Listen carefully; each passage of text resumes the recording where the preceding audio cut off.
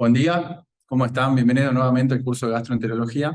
En el día de hoy vamos a presentar tengo el honor de presentar al doctor Julio Tenca. Él es médico gastroenterólogo de Salta, trabaja en el Instituto CENESA, es miembro del Grupo Argentino de Enfermedades Crónico Colitis Ulcerosa GADECU y miembro de la Comisión Directiva de FAGE. Y en el día de hoy nos va a dar una charla acerca de enfermedades Crohn. Doctor. Bueno, muchas gracias Ariel por la presentación, Gustavo por la invitación, Lucas. Vamos a hablar de enfermedad de Crohn un poquito, conceptos generales.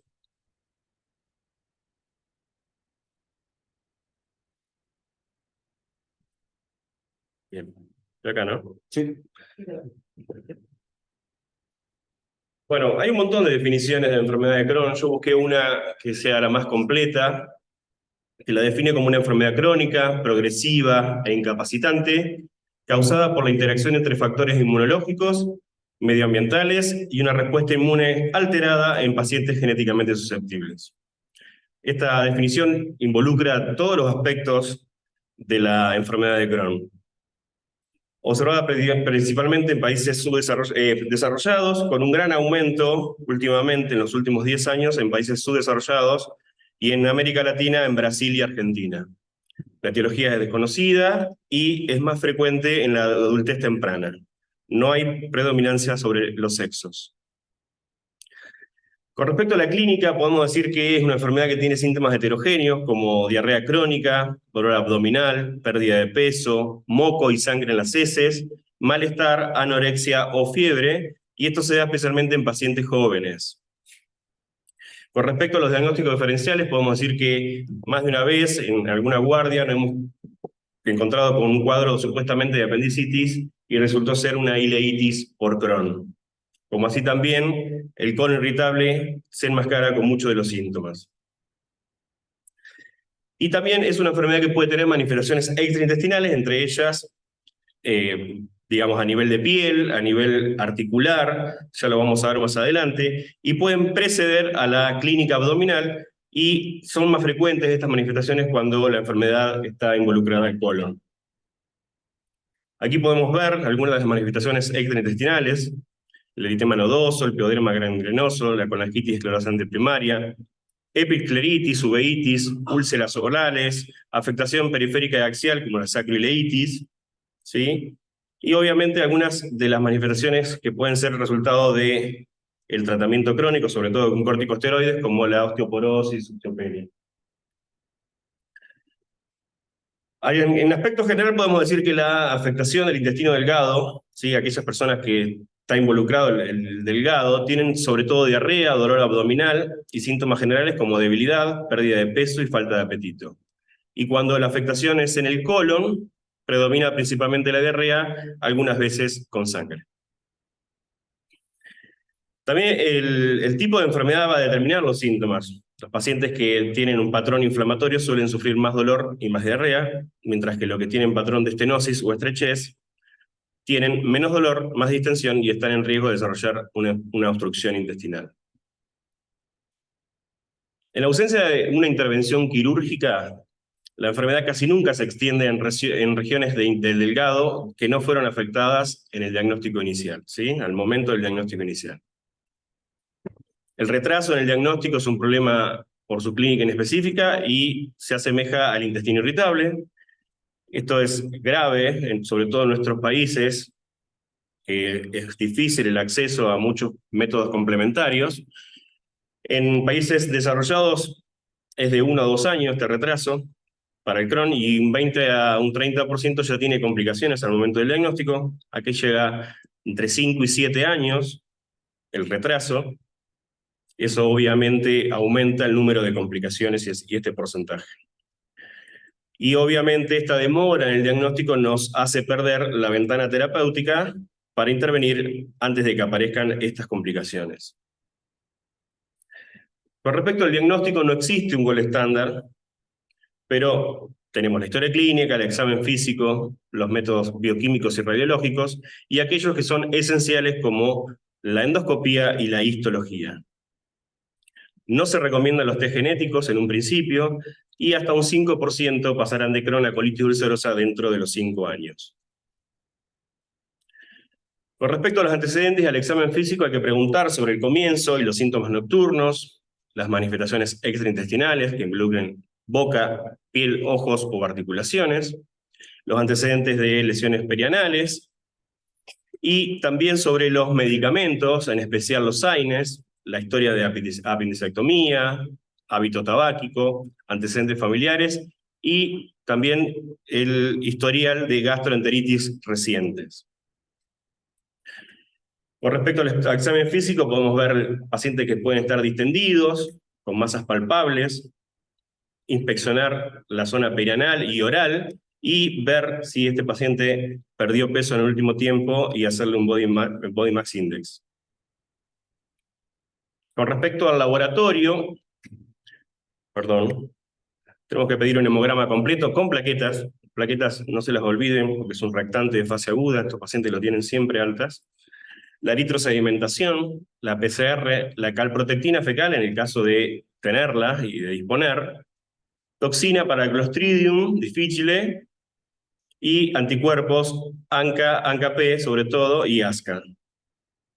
Y si se le puede pedir serología, sería la de hepatitis, el antígeno de superficie de hepatitis B, anticore, hepatitis C, HIV, Epstein-Barr, citomegalovirus, varicela zoster y una PPD.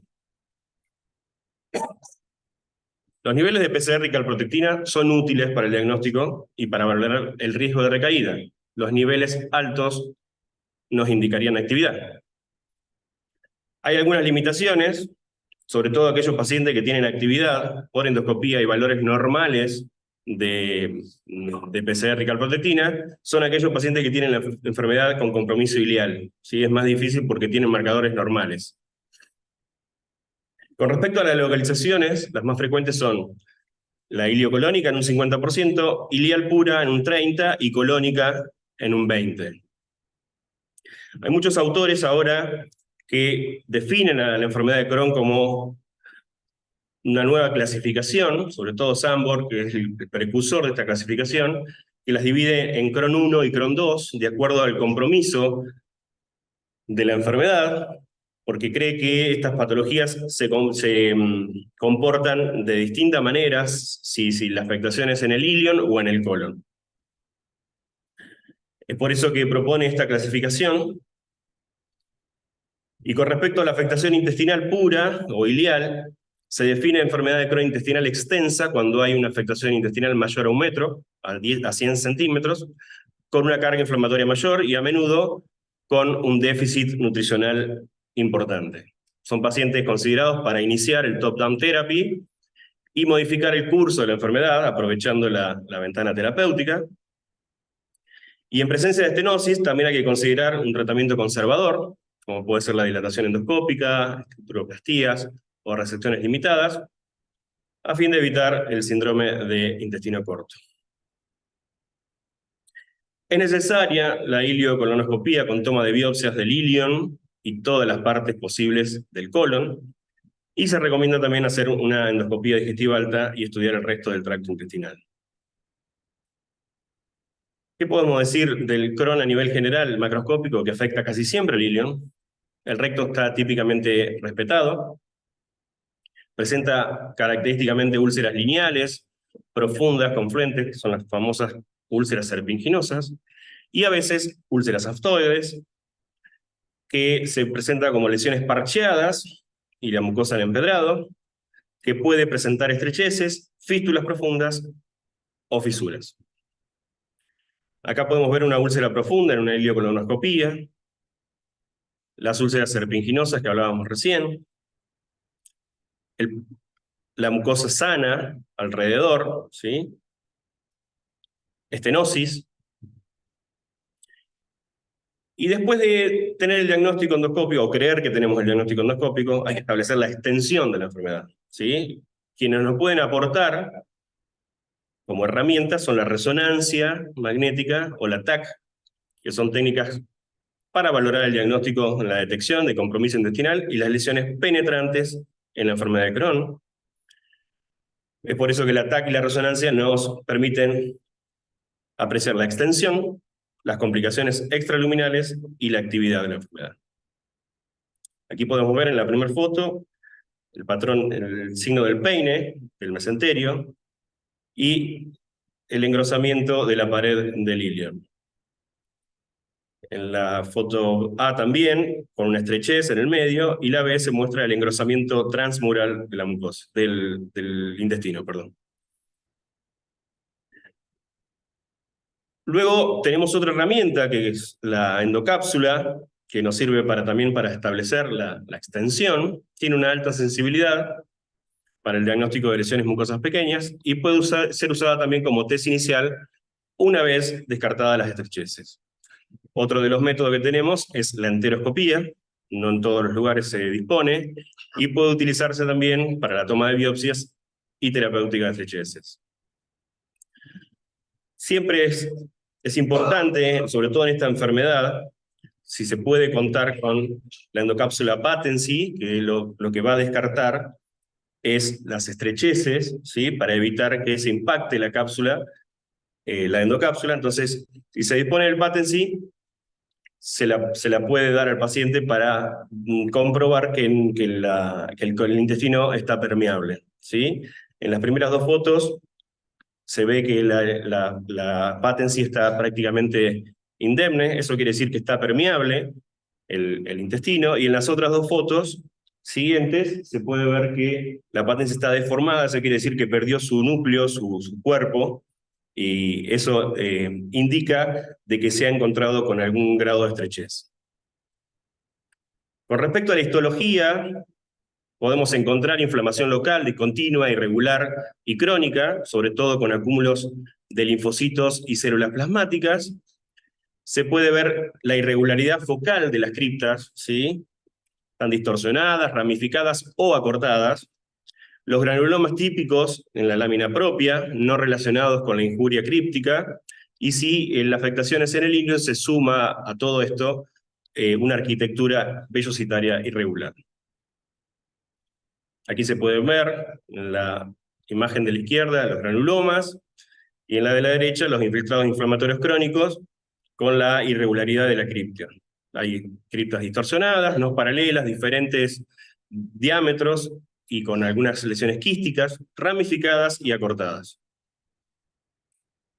Con respecto a la actividad de la enfermedad, hay que clasificarla, ¿sí? En leve, moderada o severa. Aquí tenemos varias clasificaciones, pero todas utilizan el SEDAI. El SEDAI tiene varios ítems que se multiplican con un factor suma, y eso nos lleva a un número que eso nos va a clasificar en leve, moderada y severa. Obviamente involucra el número de heces, el dolor abdominal, si hay masa palpable, el estado general, ¿sí? Una vez que tenemos el SEDAI, podemos definirlo. Si hay menos de 150, podemos decir que este paciente está en remisión. Si el paciente responde, podemos verlo con el SEDAI cuando se disminuye del inicial más o igual a 100 puntos, cuando hay una recaída temprana dentro de los 3 meses, luego de lograr la remisión, y luego podemos definir también un patrón de recaída, que cuando es menos de un año, menos a 1 por año, perdón, es infrecuente, cuando es mayor o igual a 2 por año es frecuente, y cuando los síntomas son persistentes, se puede decir que la recaída es continua, perdón. Otras definiciones que podemos incorporar son la refractariedad de los corticoides, es cuando la enfermedad está activa, aún con más de 0,75 miligramos kilo día de prednisolona, luego de 4 semanas.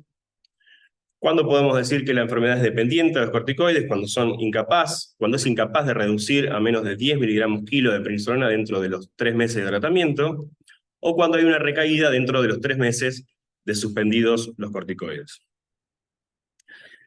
Definimos enfermedad localizada cuando está dentro de los 30 centímetros de extensión, generalmente en la zona iliocecal, y enfermedad extensa cuando la afectación involucra más de 100 centímetros. ¿Cómo podemos clasificarlos fenotípicamente a la enfermedad de Crohn? Bueno, en esta clasificación, que es la de Montreal, que involucra la edad al diagnóstico, la localización y el patrón evolutivo. Con respecto a la edad tenemos el A1, A2 y A3, A1 cuando son menores o iguales a 16 años, A2 de 17 a 40, A3 mayor a 40. Con respecto a la localización, la L1 es ilial, la L2 es colónica, L3 iliocolónica, L4 gastrointestinal alta, que se le puede añadir a una de las anteriores. Y con respecto al patrón evolutivo, B1 es no obstructivo, fistulizante, o el llamado inflamatorio, el B2 es obstructivo, el B3 es fistulizante o penetrante, y se le añade la P a cualquiera de las anteriores que tenga participación ilioperineal. Este patrón también involucra las fístulas, las masas abdominales y los abscesos. Es por eso que esta es la clasificación fenotípica más utilizada en el Crohn. Con respecto al comportamiento, podemos decir que cuando la afectación o la localización es ilial, tanto el patrón inflamatorio, el estenosante o el penetrante tienen más o menos un tercio en cuanto a la frecuencia. En cambio, cuando la localización es colónica, el patrón inflamatorio predomina por el resto de los otros dos. Es raro que la localización cambie en el tiempo, pero el patrón puede evolucionar de inflamatorio a obstructivo o fistulizante, y que el 80% de los pacientes con Crohn va a requerir algún tipo de cirugía y un 10% un ostoma permanente. El curso de la enfermedad se debe predecir al momento del diagnóstico para poder ajustar el tratamiento.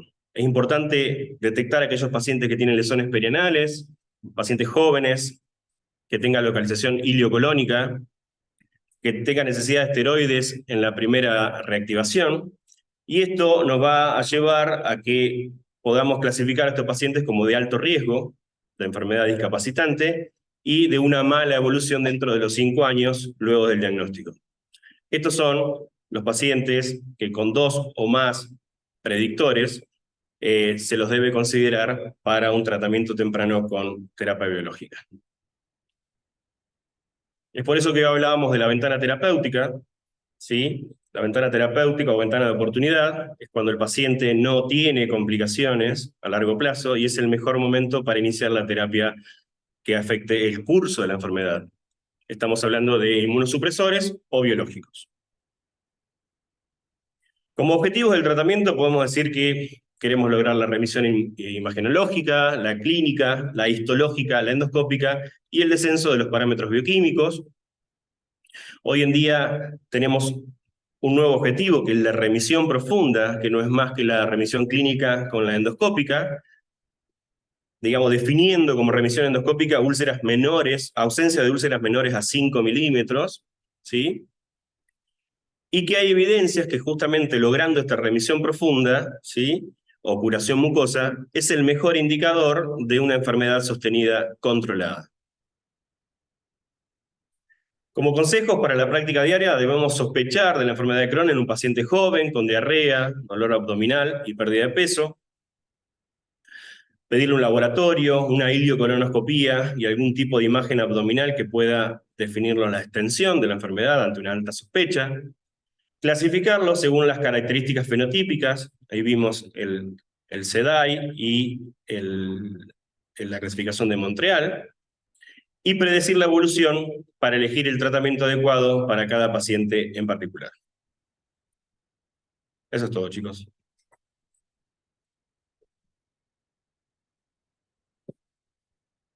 Bueno, muchas gracias, Doc. La verdad que muy interesante el tema, muy interesante el enfermedad de Crohn, siempre escuchar de esto. En este momento sí abro el chat acá por el Zoom como para ver si es que alguien que esté presente acá, asistente virtual, quiere hacer alguna pregunta, lo mismo acá en el auditorio.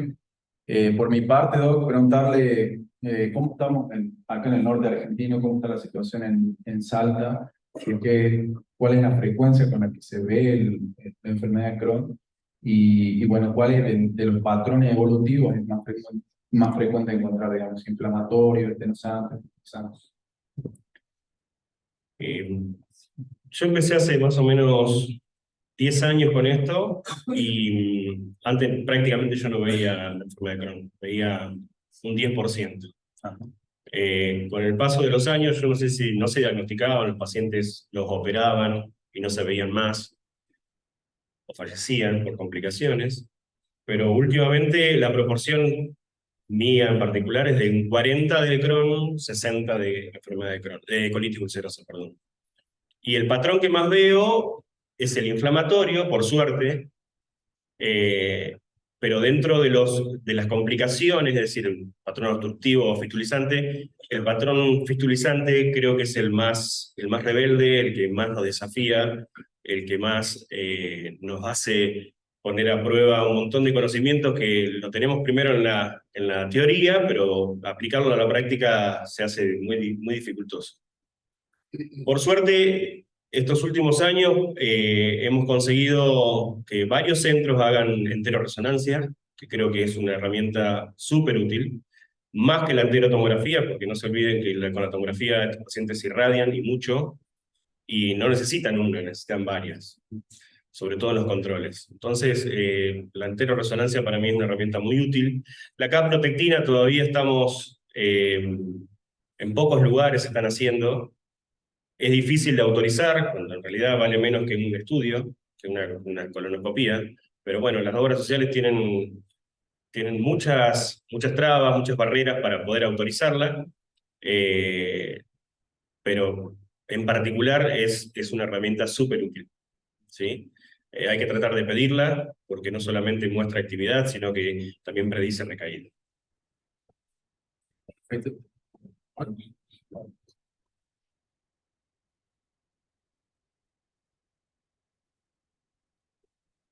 Hola, buenos días.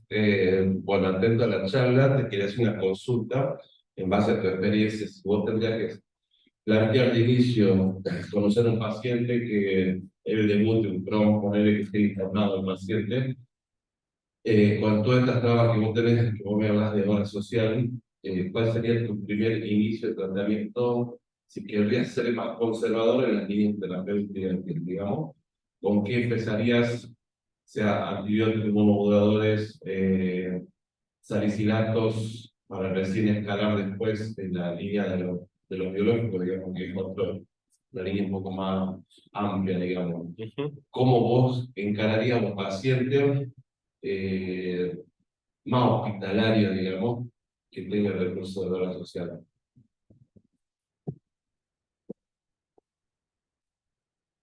Bueno, buenísimo, Martín, la pregunta. En realidad, es importante establecer con qué paciente nos encontramos. O sea, es muy difícil darte una sistemática, decir, empecemos con esto, con esto, con esto. Es muy particular, es muy individual, de acuerdo al estado en que se encuentra el paciente. Por eso es tan importante establecer la actividad del paciente. ¿Sí? Si nos encontramos con un paciente con una actividad leve, moderada o severa, importantísimo.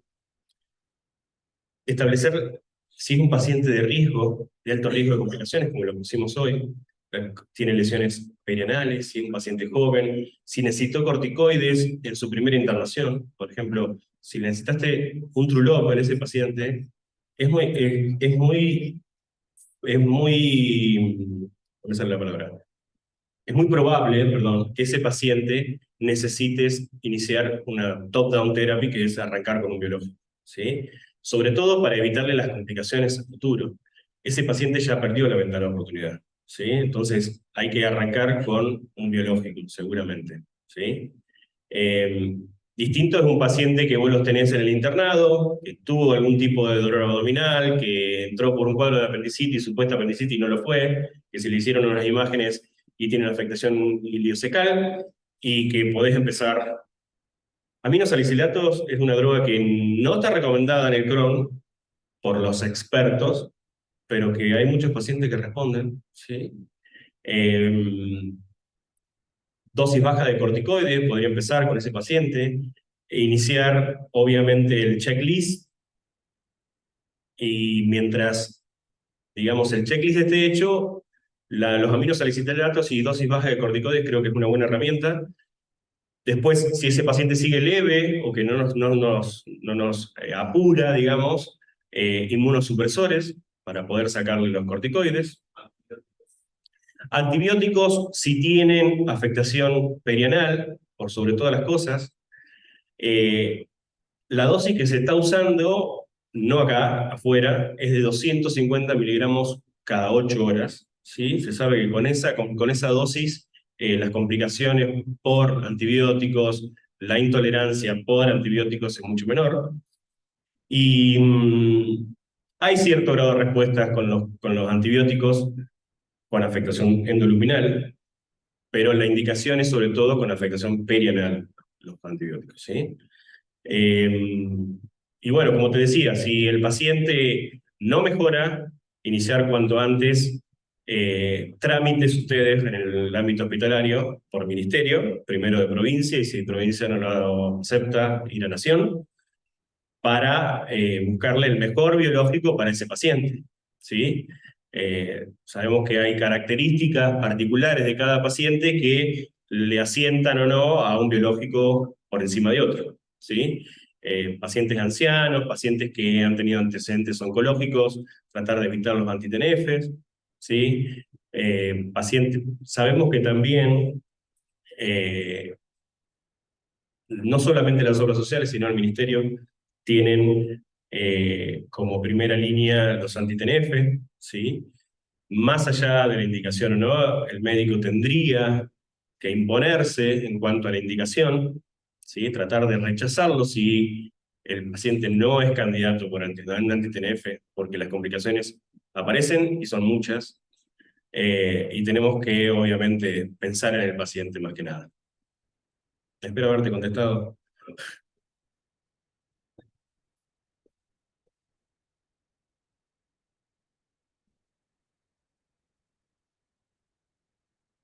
Hola, muy buena la presentación, muy clara.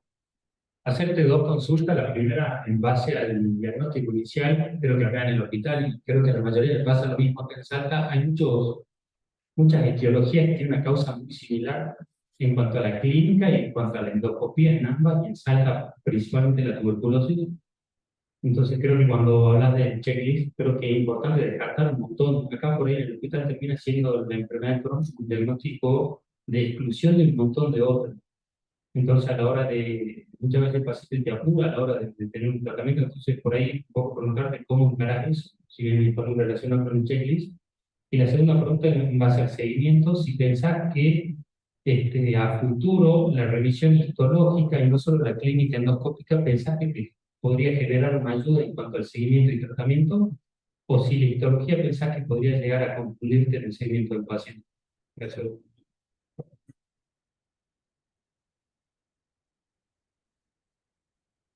Bueno, la tuberculosis es el gran cuco que tenemos, aquellos que hacemos inflamatoria, hay que descartarlo inicialmente.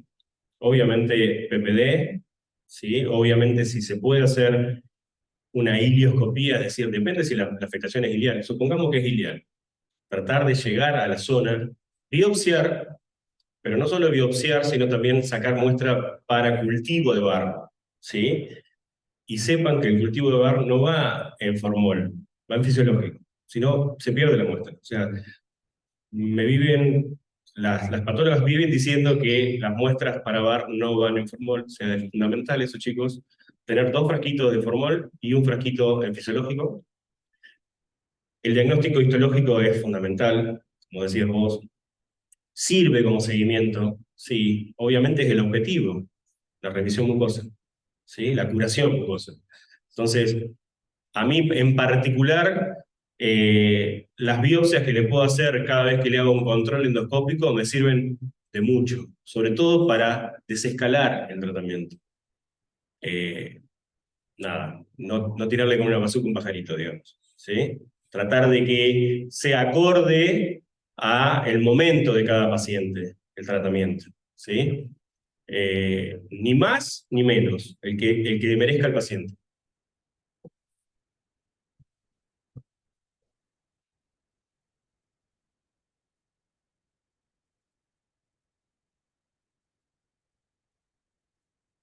Julio, nombre de Bernabé, yo soy de Clínica Médica.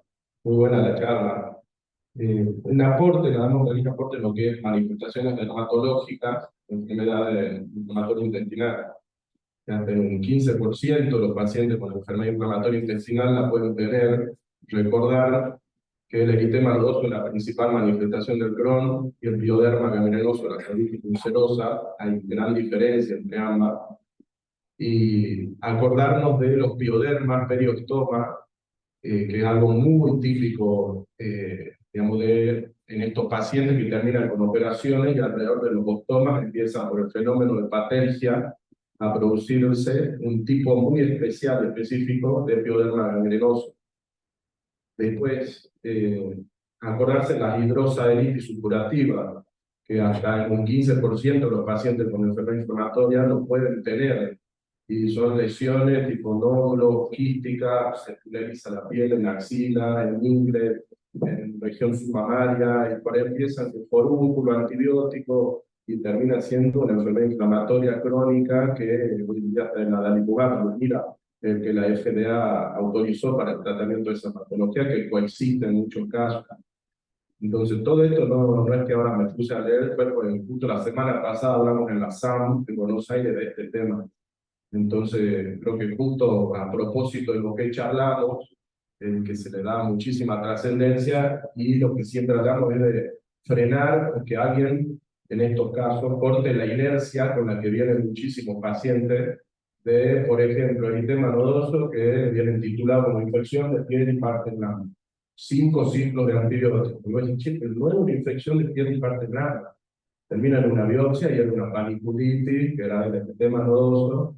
Entonces, esto desde los gastros, los clínicos, los dermatólogos, los reumatólogos, creo que todos, en donde nos toque estar, internación, consultorios, saber que la piel es una puerta de entrada para la enfermedad inflamatoria intestinal. Me refiero al vínculo que hay, a la extrema conexión entre piel y aparato digestivo, para tenerlo en cuenta, por más que sea chiquito, algo, por ahí no le damos bolilla, pero es recurrente. Me dice, acá no está pasando. Sí, su cura de vez en cuando, el pioderma gangrenoso, la variante en pústulas, cuando hay episodios de brotes agudos de enfermedad inflamatoria intestinal, parece como un acné, muchos puntitos con pus, es un pioderma gangrenoso. Pero bueno, era aportar esto nada más, y creo que ya todas las preguntas que se me iban ocurriendo las fueron haciendo los chicos y se las respondiste excelente. Muchísimas gracias, Julio. Quiero contar un cachito lo que dijiste. Es muy importante lo que decís. Las manifestaciones extraintestinales, que es muy importante, te decía, el aporte que hiciste, porque las manifestaciones extraintestinales muchas veces preceden a la enfermedad intraluminal en un 20 a un 30%, que no es poco.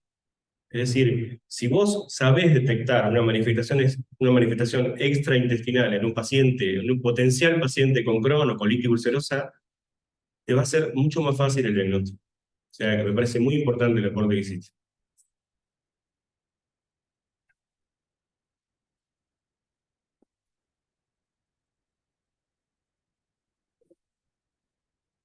Tres cosas.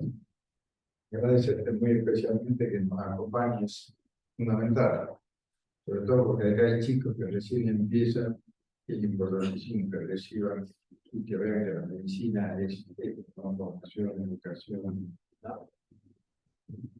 Lo segundo, brillante la exposición, ¿no? Sencilla, simple, concreta, concisa y clarísima.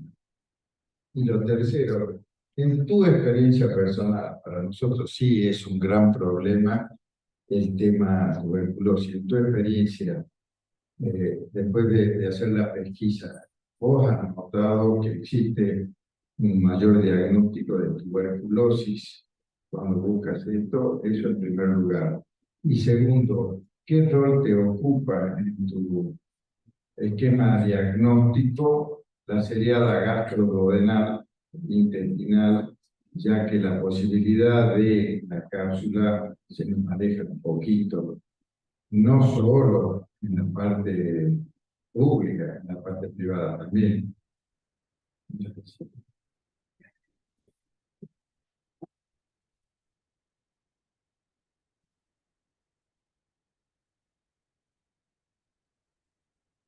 Bueno, la primera pregunta fue la TBC, ¿verdad, Gustavo? Intestinal. Yo la veo mucho. Y la veo en privado. Imagino ustedes la ven mucho más que yo. Es como dijo Lucas en el principio, es lo primero que tenemos que descartar, la TBC, y después pensar en una enfermedad inflamatoria. En mi experiencia, hasta un 20% de las supuestas enfermedades de Crohn en privado resultan ser TBC intestinal. Con respecto a la seriada, es una herramienta, es como todo, si vos la sabés usar, es una gran herramienta. Podés disponer de un montón de cosas, pero si no sabés interpretar la imagen, no te sirve de nada. Hay muchos lugares que cuentan con enteroresonancia y el operador no sabe detectar lesiones. Entonces, yo creo que hay que aprovechar al máximo las herramientas que uno tiene. Si ustedes pudieran tener enteroresonancia, para mí es el gol estándar dentro de las imágenes para establecer extensión, ¿sí? Bien hecha, con un bobinado intestinal. No todos los resonadores lo tienen, por eso creo que deberían, si lo tienen acá, y sería bárbaro, pero si no lo tuvieran, tratar de pedir eso, el bobinado intestinal, es decir, que se focalice el intestino delgado, el resonador.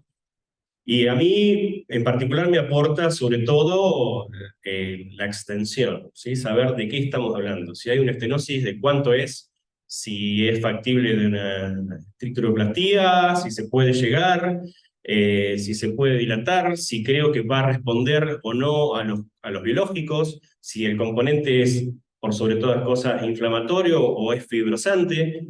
Es totalmente distinto el tratamiento. Si creemos que es inflamatorio, va a responder a los biológicos. Si creemos que es fibrosante, no va a responder, sino que va a empeorar, ¿sí?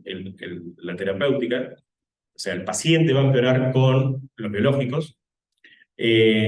Por lo tanto, creo que la enteroresonancia, para mí en particular, es la mejor herramienta para establecer la extensión de la fluidez.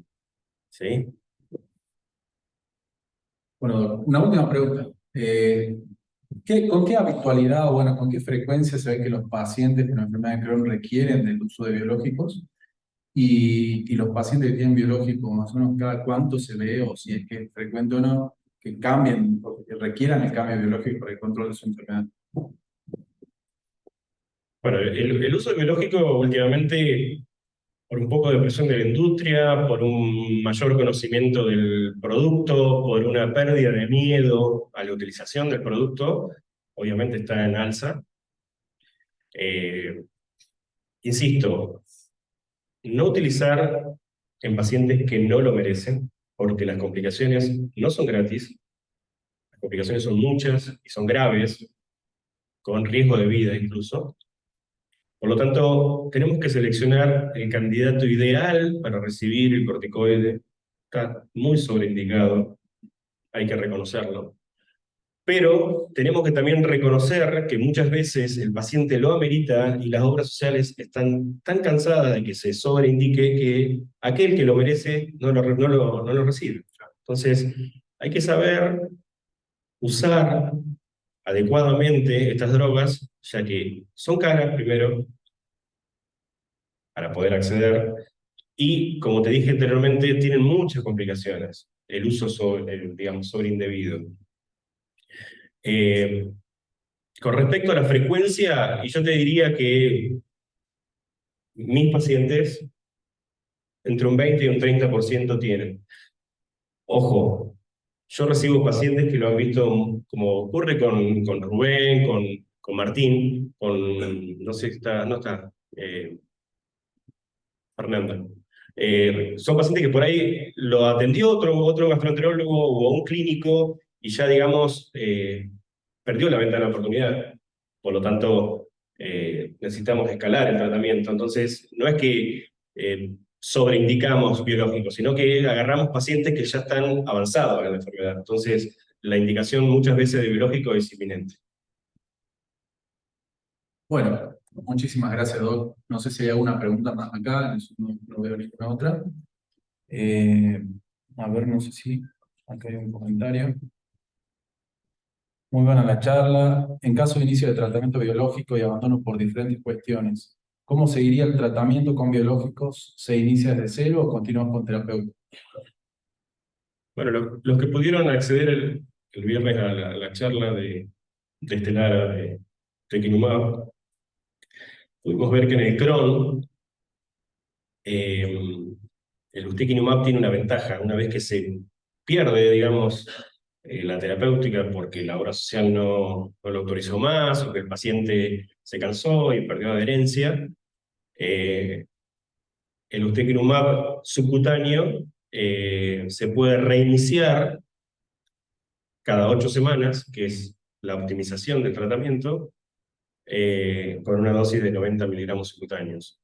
Con respecto a adalimumab, hay que reinducir, hay que hacer una reinducción. Con respecto a, bueno, en este caso tofa no se usa acá en Crohn, pero supongamos que es una colitis ulcerosa, hay que también reiniciar, si bien la dosis es oral, hay que reiniciar la inducción. Vedolizumab hay que reiniciar. Certolizumab también hay que reiniciar. O sea que el único que no, hasta ahora, que no hay que reiniciar, en el caso del Crohn, no estoy hablando, sin colitis ulcerosa, que sería ustekinumab. Se puede, digamos, reiniciar el tratamiento con una dosis de mantenimiento, pero a una frecuencia de 8 semanas subcutánea. Perfecto, doctor. Bueno, creo que en honor al tiempo le vamos a ir finalizando la charla. Le agradezco mucho, doctor, por su participación y bueno, la verdad que estos temas son algo que estamos viendo con más frecuencia y tener una charla de esto y ver de vuelta algunos conceptos y encontrarnos con unos nuevos, la verdad que son fundamentales en el desarrollo de nuestra práctica diaria. Así que, bueno, Déjame decir muy agradecidos. una cosita más, Ariel. La idea de la charla es aprender el ABC de la enfermedad, chicos. O sea, después tenemos un montón de cosas para leer.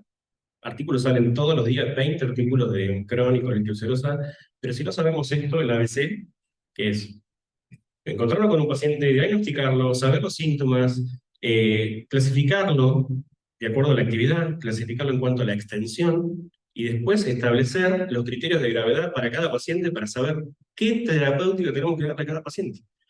Después el resto se lee, hay un montón de artículos, pero si no sabemos esto es caminar en la enfermedad. Después aprendemos a correr, ¿sí? Hay un montón de cosas para leer, pero creo que esto, y la idea de esta charla era que ustedes sepan el ABC de la enfermedad.